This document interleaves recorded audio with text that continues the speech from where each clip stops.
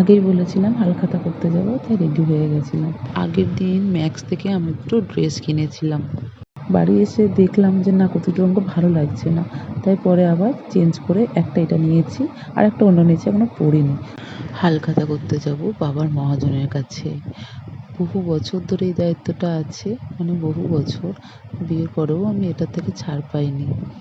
ভালো লাগে বেশ। বাবার মহাজনরা, বাবার অনেক কাস্টমার, প্রমোটার সবাই আমাকে চেনে। তাদের কাছে গিয়ে বলতে হয় না যে আমি সুশান্তর মেয়ে বা কিছু। তারা আমাকে গেলেই কিন্তু বুঝে যায় যে আমি কে। এইগুলো দেখে বলো তো আমার বাবার কিসের ব্যবসা? যারা জানো না তারা বলো। আর এই দেখো, এই যে পাঞ্জাবি পরা আঙ্কেলকে দেখছো, উনি কিন্তু মহাজন, ভীষণ ভালো। ওখানে গেলে আমার সঙ্গে প্রচুর কথা বলেন। আর আরেকজন এই যে সাদা পাঞ্জাবি পরা দূরে আছে, দেখতে পাচ্ছ কিনা জানি না, ওনার বয়স কিন্তু ৮০ বছর। উনি এখনও কাউন্টারে বসেন। দেখেছো, আমাকে দেখে কিন্তু অনেক কথা বলে।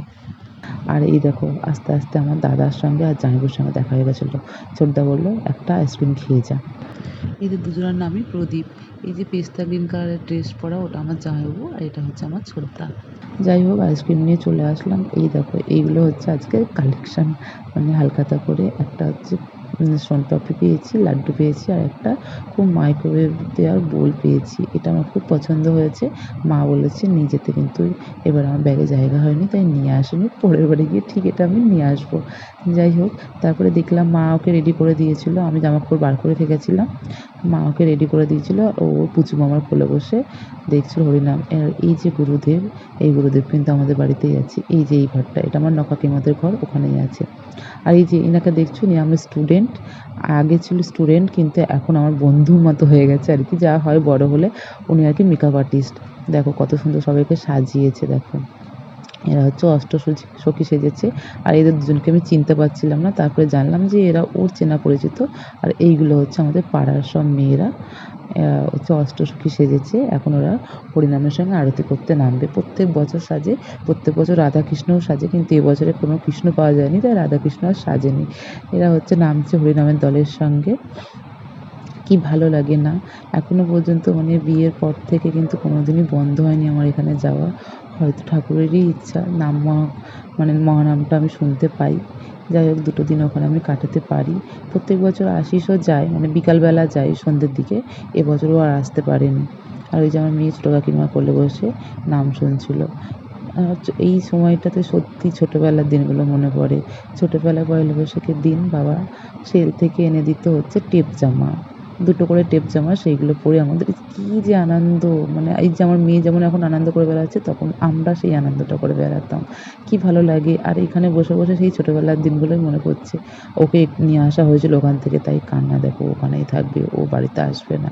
কেঁদে বেড়াচ্ছে। আবার ওকে ওখানে পাঠিয়ে দিয়েছে, আবার দেখো নাচানাচি শুরু করে দিয়েছে। আর সত্যি কথা, মানে এই দিনগুলোতে সবাইকে মিস করি। কত আনন্দ করতাম সবাই মিলে, বান্ধবীরা ওখানে বসে বসে সবাই, মানে একটা আলাদাই আনন্দ হতো। এবারেও কোনো অনুষ্ঠানে যাওয়া হলে অনেক বান্ধবীদের সঙ্গে দেখা হয়। এবারেও দেখা হয়েছিল। আর বান্ধবীদের সঙ্গে সঙ্গে কিন্তু আমরাও খুব নেচে নিচ্ছিলাম। এই দেখো সবাই নাচছে, বান্ধবী, বৌদি, কাকিমা, ভাইয়ের বউ, মানে সবাই নাচছে। আমিও ওখানে একটু নাচছিলাম। বেশ ভালো লাগছিল। তোমরাও একটু হরিনাম সংকীর্তন শোনো।